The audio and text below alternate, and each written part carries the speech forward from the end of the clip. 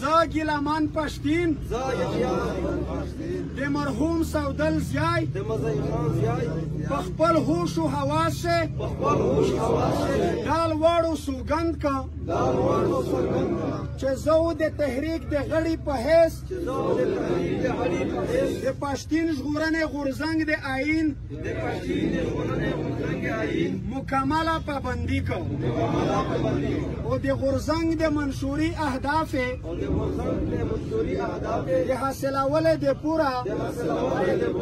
و بشپړه چار کو زه د ملي شهیدونه د ارمونه او د قومي اهداف د پیره کولو د پوره د حق په دال یار شي د هیڅ رنګه قربانۍ نه سرغړونه نه کو تو سے اولوی خدای د مو د دغ سوګند ګواه است. مبارک